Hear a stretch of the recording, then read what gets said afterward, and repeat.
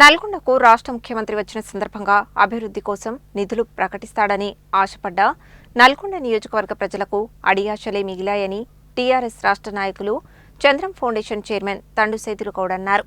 BRS నాయకులే టార్గెట్గా CM విమర్శలు చేయడం సరికాదన్నారు. తిప్పర్తి మండల కేంద్రంలో ఏర్పాటు చేసిన మీడియా సమావేశంలో బీఆర్ఎస్ రాష్ట్ర నాయకులు చంద్రం ఫౌండేషన్ చైర్మన్ తండుసేతులు గౌడ్, బీఆర్ఎస్ మండల అధ్యక్షుడు పల్లెడ్డి రవీందర్ రెడ్డి, కందుల లక్ష్మయ్యలతో కలిసి మాట్లాడుతూ నల్గొండకు వచ్చిన సందర్భంగా రాష్ట్ర ముఖ్యమంత్రి రేవంత్ రెడ్డి అభివృద్ధి కోసం నిధులు ప్రకటిస్తాడని ఆశపడ్డ నల్గొండ నియోజకవర్గ ప్రజలకు అడియాశలే అయ్యాయని అన్నారు. ముఖ్యంగా ముఖ్యమంత్రి మాట్లాడిన భాష వ్యక్తిత్వాన్ని కించపరిచే విధంగా ఉందని, తాను ఇచ్చిన హామీలను ప్రశ్నిస్తున్న ప్రతిపక్ష నాయకులను రేవంత్ రెడ్డి వ్యక్తిగతంగా టార్గెట్ చేసి మాట్లాడటమంటే అభివృద్ధిపై ఎలాంటి సమాధానం లేక ప్రజలకు ఇచ్చిన హామీలు అమలు చేయలేక మాట్లాడుతున్నారు తప్ప ఇంకొకటి కాదన్నారు. సరకు లేనప్పుడే ఎదుటివారిపైన దూషణలకు దిగడం చేస్తారన్నారు. గతంలో జరిగిన బహిరంగ సభలో 2027 వరకు ఎస్ఎల్బీసీని పూర్తి చేస్తామని చెప్పారని, అదే మాట ఇప్పుడు 2028కి పూర్తి చేస్తాము అని చెప్పడం అంటే ఎస్ఎల్బీసీని పూర్తిగా నిర్లక్ష్యం చేయడం తప్ప ఇంకొకటి లేదన్నారు. రాష్ట్ర మంత్రి కోమటిరెడ్డి వెంకటరెడ్డి మాట్లాడుతూ మిషన్ భగీరథ వల్ల గ్రామాలలో నీళ్లు రావడం లేదని మాట్లాడుతున్నాడని, భగీరథ ద్వారా ఏ గ్రామానికి నీళ్లు రావడం లేదో చూపించాలన్నారు. తీరిక, ఓపిక ఉంటే మంత్రి ఏ గ్రామానికి వచ్చినా మిషన్ భగీరథ నీళ్లు తాపుతామన్నారు. అబద్ధాలు, అమలు కాని హామీలు మంత్రి కోమటిరెడ్డి వెంకటరెడ్డికి అలవాటేనన్నారు. నల్గొండ నియోజకవర్గ అభివృద్ధిపైన చర్చకు సిద్ధమా అని సవాల్ విసిరారు. కేటీఆర్, హరీష్ రావులతో పాటు జగదీష్ రెడ్డిలకు రేవంత్ రెడ్డి జాతకం తెలుసు కాబట్టే వారిపై విమర్శలు చేస్తున్నాడని చెప్పారు.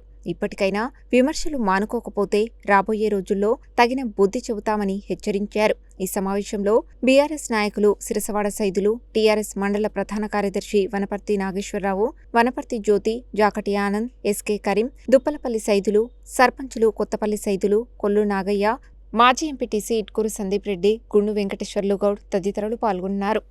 నియోజకవర్గంలో జిల్లా హెడ్ క్వార్టర్లో జరిగినటువంటి సభకి మన ముఖ్యమంత్రి రేవంత్ రెడ్డి గారు వారు స్వేచ్ఛగా సభను నడుపుకునే సత్తా లేక అక్రమ అరెస్టులు, మండల కేంద్రంలో నాయకుల్ని, నియోజకవర్గంలో నాయకుల్ని అరెస్టు చేసి ప్రశ్నించే గొంతుని నొక్కే కార్యక్రమంలో మన రేవంత్ రెడ్డి గారు ముందరసలో ఉన్నారు.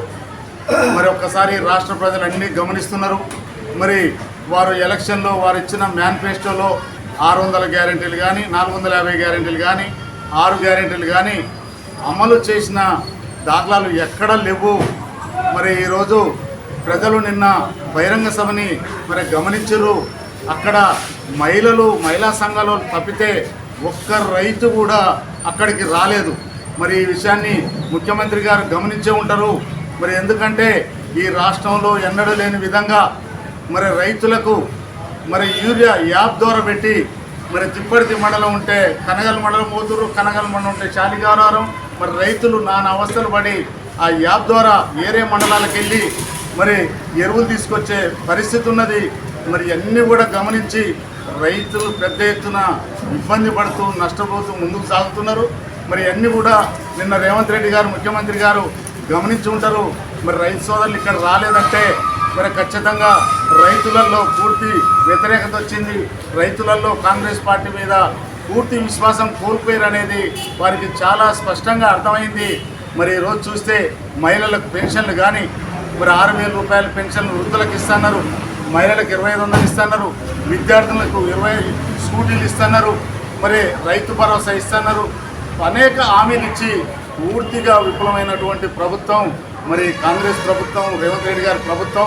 ముఖ్యమంత్రి రేవంత్ రెడ్డి గారు నల్లగొండ నియోజకవర్గంలో బహిరంగ సభ పెట్టడము, జనము ఏదో ముఖ్యమంత్రి వస్తున్నాడు, మనకేదో ఒరుగుతుంది, ఇన్ని కోట్లు ఇస్తాడు, ఎంత ఇస్తాడో అనుకుంటే ఒక్క రోడ్డుకి కానీ ఒక్క దేనికి కానీ ₹1 రాల్చకుండా వాళ్ళ పార్టీ వ్యక్తులు వాళ్ళు కొట్లాడుకోవటం, తిట్టుకోవటాలు, ఉన్నటువంటి నాయకులను పోలీస్ స్టేషన్లలో బంధించటము, అక్కడికి రాకుండా మాట్లాడే గొంతును నొక్కించడం జరిగింది.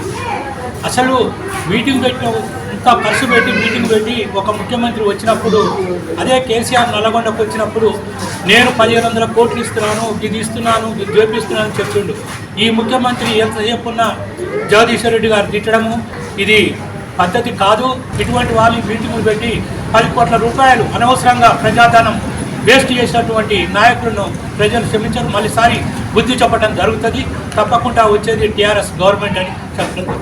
నిన్న నల్లగొండలో జరిగినటువంటి సీఎం గారి బహిరంగ సభ ఈ నియోజకవర్గానికి లేదు, ఈ మండల కాన్స్టిట్యున్సీలో ఉన్నటువంటి గ్రామీణ ప్రాంత రోడ్లకు మరి ఏమైనా నిధులు ప్రకటించిపోతాడేమని ప్రజలు కానీ మరి ప్రజాప్రతినిధులు కానీ అందరూ ఆశించడం జరిగింది.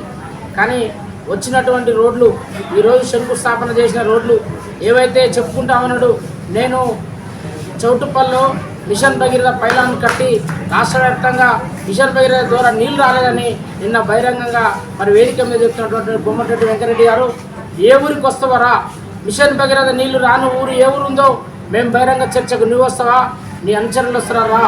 కేసీఆర్ గారు మిషన్ భగీరథ పెట్టడం వల్లనే ఈరోజు ప్రతి ఇంట్లో మహిళలు బిందెలు తీసుకొని బయటకు వచ్చే పరిస్థితి లేకుండా చేసినటువంటి చరిత్ర బీఆర్ఎస్ పార్టీది.